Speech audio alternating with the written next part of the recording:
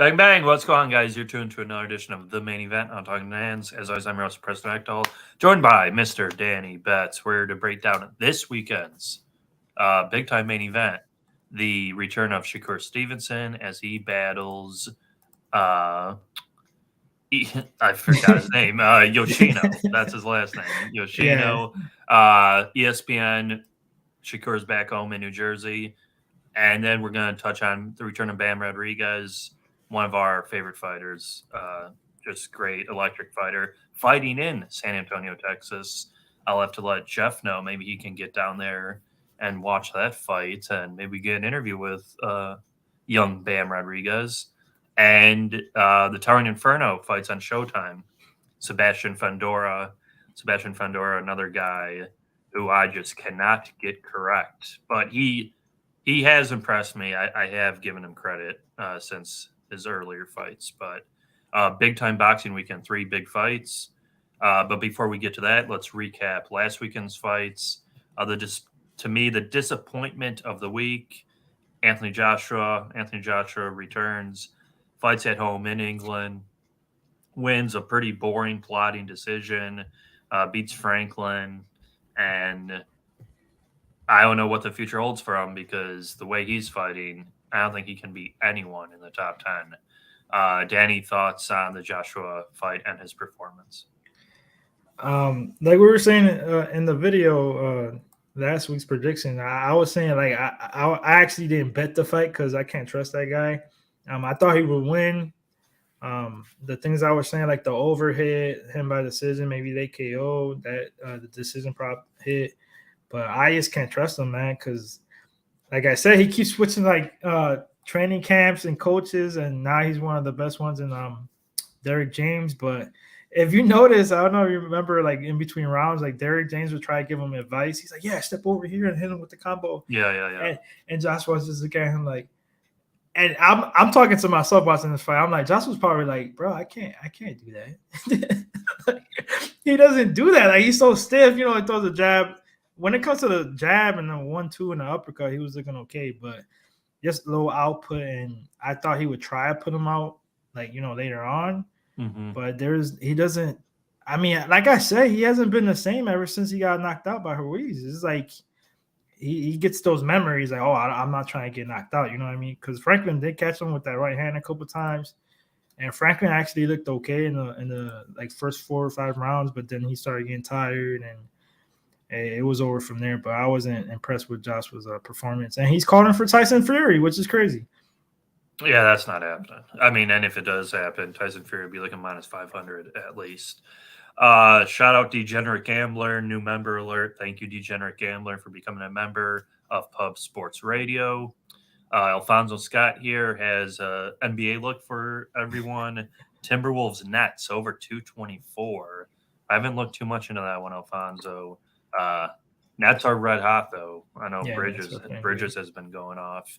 And Zach Johnson, I'm assuming this is a compliment. I will take the compliment. Smells like sex in here. Thank you, Zach Johnson. So we move on from, I would definitely say not as much of a disappointment, but I kind of thought Robisi was going to get the KO late. Robisi Ramirez gets a job done, defeats Dogba by decision. Danny, thoughts on that one? Ramirez, Dogba, his post-fight was crazy, where he was saying, dude, I didn't get knocked down, I want a rematch, yada, yada. That's not happening. Ramirez, your thoughts? I mean, Ramirez is good. Like I said, I was like you said, I was disappointed too. I thought he would get a knockout. He did knock him down in the 11th, was it? I think it was the 11th round. But I'll give Dogbo this. Like, he was being defensively sound. Like, he was holding the phone. He was making sure he was holding the phone, like, the whole night. Yeah. He was not trying to get caught by that left hand. I thought Robisi would be a little bit more aggressive. But, I mean, he was just taking advantage of what was out there. So, I mean, I can't blame him. It was a pretty dominant performance besides getting a knockout. But I'm not gonna lie, I was kind of salty because I had a big parlay to end it with round 7-12 knockout. And I think I put like $35 on it to win $1,000. I put on Twitter. That was the last thing I needed. I'm like, but that was my scare. If you saw the video from last week, I was talking about I was kind of hesitant. I'm like, I know he's gonna win for sure, but I'm not sure if it's a late KO or a decision. Yeah. That was my scare, and I mean, it went perfectly like that. I mean, he knocked him down late, didn't get the finish, but he got a clear decision. Yeah, and that's kind of what I thought was going to happen. We definitely discussed it last week. Dogba would try to start out hot, maybe try to bang a couple rounds, but then just the technical brilliance of Ramirez would take over, and he would win the fight going away, which he did, justifiably so, for his minus 800 price tag. So that was a good performance by Ramirez, but now we move on to another superstar. I would say superstar in the boxing world. Shakur Stevenson comes back at home, Newark, New Jersey, taking on Yoshino. Current odds at our favorite book, mybookie.ag, have Shakur Stevenson at a minus 2,000 favorite, Yoshino plus 800. Round propped over under 10.5 rounds, over minus 330, under plus 225. Stevenson, Yoshino. Danny, your thoughts? What's going on, Mushroom MMA? And for my bookie, promo code PUBSPORTS, get that deposit bonus. 100% Bitcoin up to $1,000. Use the Bitcoin. 50% credit debit up to 1,000. Danny, Stevenson, Yoshino. My boy Mushroom in the chat, what's up, man? Keep putting those videos out and those pictures of the great food you be eating, man. I love those. But Stevenson, the first time he's going up at 135, he had his last fight at 130. You know, he missed weight by a couple pounds because he's young. He's still young, and he's finally developing into that grown man body strength. But the last couple of performances, man, he's looked great. He dropped Valdez, whooped his ass, and we all know Valdez is tough as hell. It's hard to get him out of there. And Conceição, he hurt him multiple times. I thought I was gonna get that. Yoshino, he's good. I didn't know a lot about him, honestly, and I started looking him up. He is good. The only thing with him, styles make fights, man, and he's flat-footed, has good, decent power. He fought this guy Nakatani, and he knocked him out, I think, in the 6th round. Nakatani's fought Teofimo, which went to decision. He lost. And he fought Lomachenko, and Lomachenko got him out of there in 9 rounds. So that shows a little bit, like, he got him out in 6 rounds instead of 9 or decision. The thing with him, like I say, he's flat-footed, has good power, has good combinations, but he gets hit a lot. And Nakatani was, like, piecing him up with the jab a lot in that fight. And I think this is going to be a mismatch, in my opinion, when it comes to Shakur Stevenson. He's one of the best boxers out there. And like you say, he is a superstar. He will be. I mean, in my book, he is. A lot of the casuals probably they still don't know his name, but the dude's going to pick him apart. Like, what I love about him, he does the pivot, he goes sidestep. He's probably the best when it comes to, like, distance management when it comes to boxing. And this is disrespectful. I was gonna, where I'm going with this, P. I was telling you backstage, like, minus 250 for decision. The bookies got Shakur Stevenson by, and plus 400 round 7-12 when he hurt Conceição multiple times. And Conceição is a big 130. Like, he's not small at all. Valdez, a guy that he's had a broken jaw, still hasn't gone down. Like, he's a tough guy. He knocked him down and beat him to a pulp. And a guy that's hittable like this, and he kind of wears, like, you could tell the damage on his face. I can see, like, a late stoppage TKO. Shakur's going to be in his hometown, Newark. You might have it, like, get a little favor in the ref. He's getting a lot of punishment, a lot of combinations, and you see the ref step in, call it off. At plus 400, I have to do it. I have to bet. That's my side for this fight. Shakur's going to win this fight for sure. It's either by decision or late stoppage. Like, there's no – I mean, that's a guarantee. I'm not even going to lie. But I got to bet that plus 400 is crazy, and the bookies are disrespecting them because I know it's up a weight class, but he might not have the craziest knockout power, one punch, but his accuracy and the combinations and the body work that he does hurts people, man.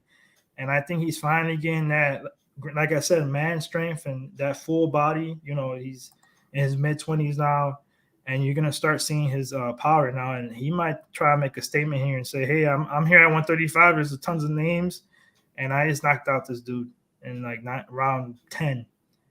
I could definitely see it for sure. And for a bet, I have to, because that's value to me. Yeah, I mean, this is definitely Shakur's.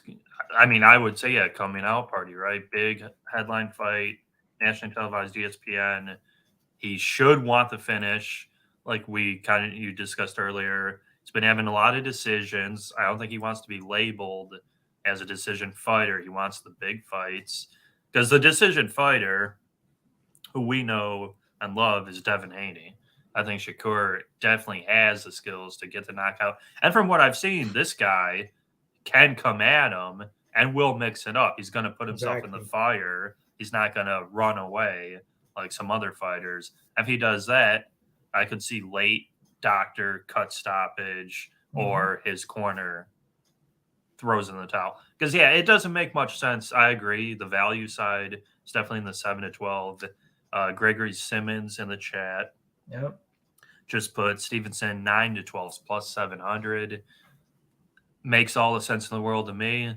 Shakur's not a one-punch knockout guy, so the 1-6, I think, is throwing money away, because I don't think he's going to just put it on him that quickly, that soon. Accumulation of damage, I do think he can get him out of there 7-12.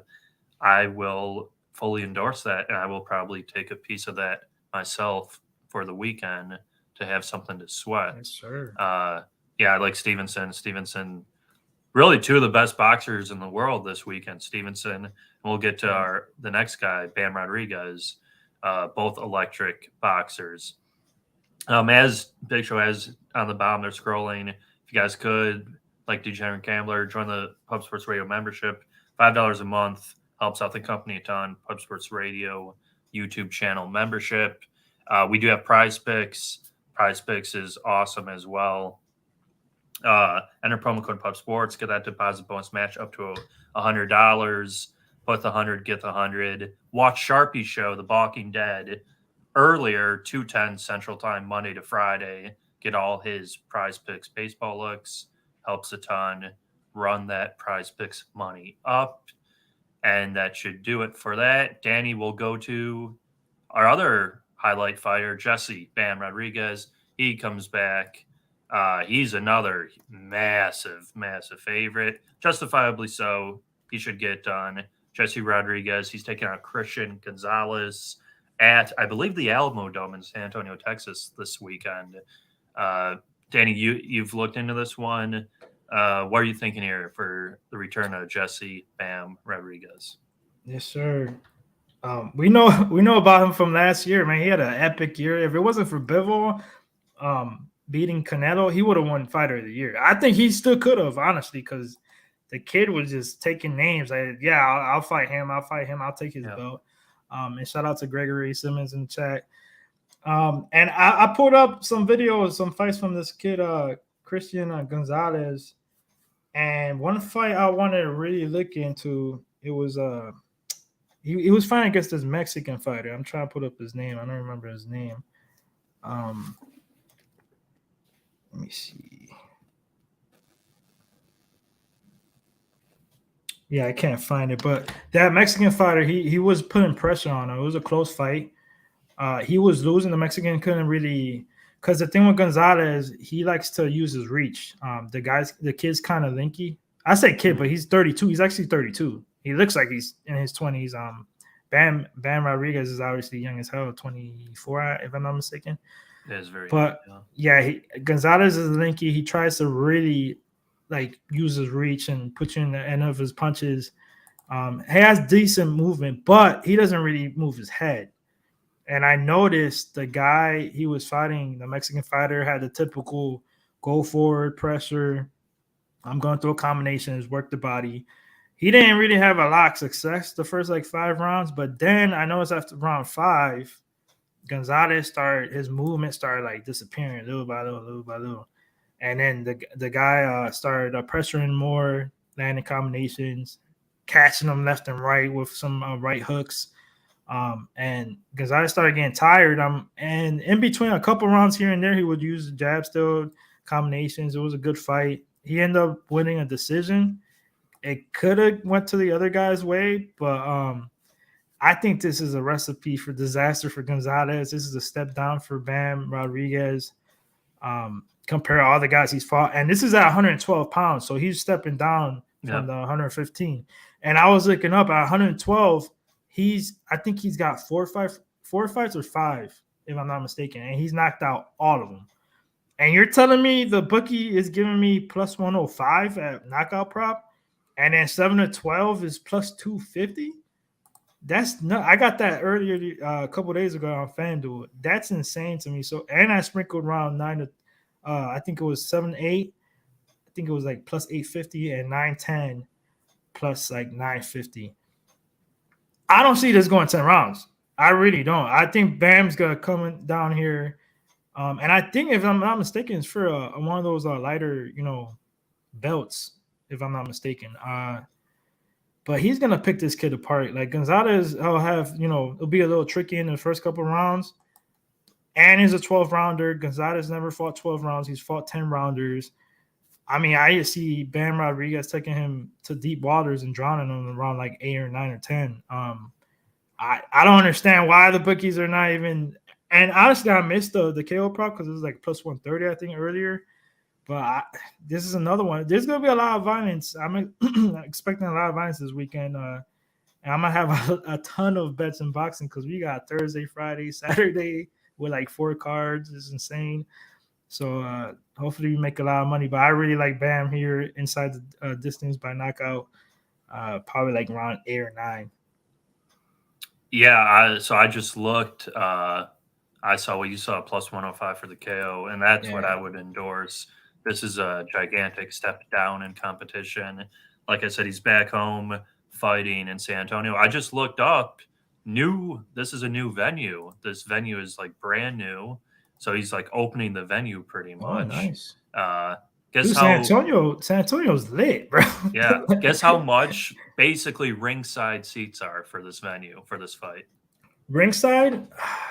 Basically ringside. I'm not gonna say like you're like I don't know. 750? 75 bucks. 75 bucks. 75 bucks, and you're 10 rows back from the ring. Dude, what? Bucks. I get mad at that because I wish I could be. We would definitely be there. Yeah, I'm gonna let Jeff know. So if you guys are in San Antonio, Texas, I am literally looking at the tickets and go to this fight because it'll be. Bro, I've seen regional boxing here in Cleveland like with prices higher than that. That's crazy. Yeah, I really think because it's for $74.25. You're 11 rows away on the floor. So that's nuts. I saw Andrew G. Shout Andrew G. I agree. Sure. Bam Rodriguez KO. That's probably going to be my best bet for the weekend. He's going to put on a show. Yeah, for sure.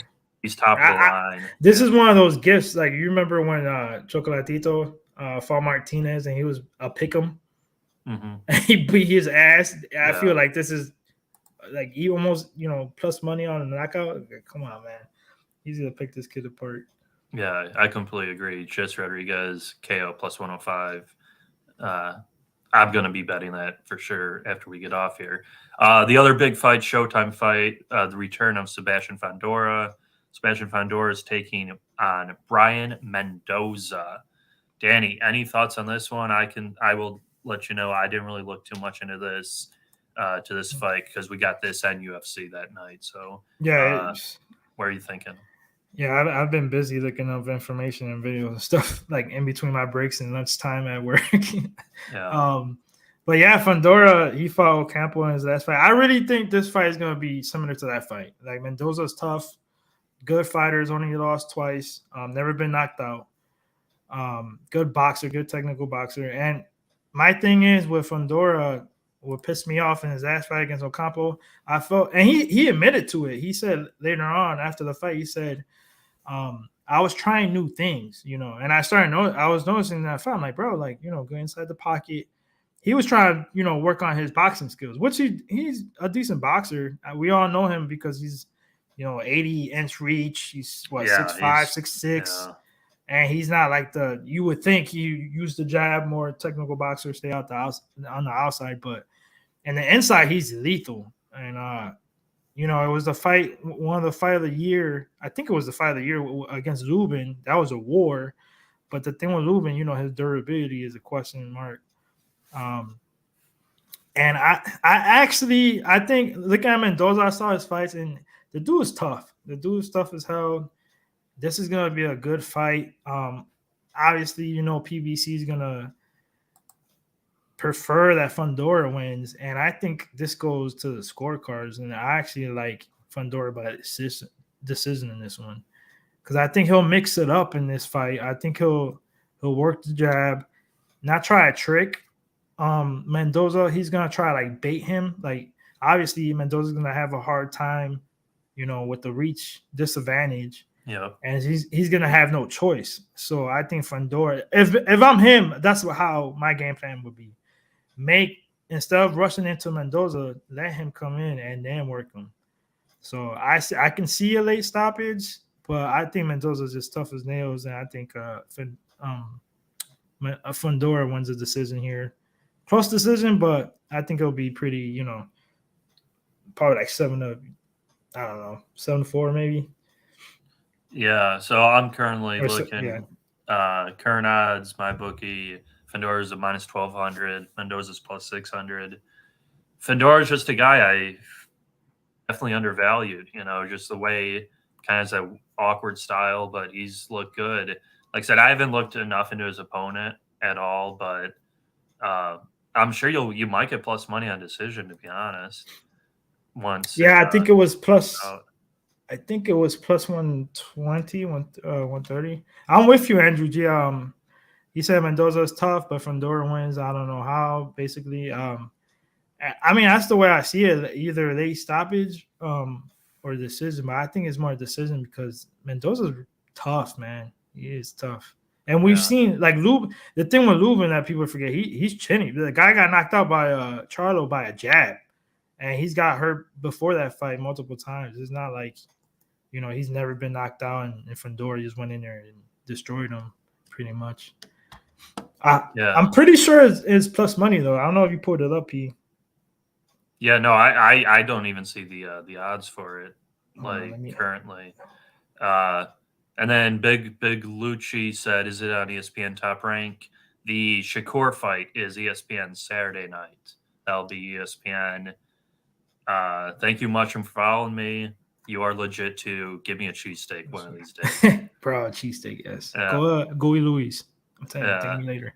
Evan could get another mercy stoppage like the Herring fight for Shakur. Yeah, that's kind of what we're talking about, Evan. I know Danny was saying 7-12.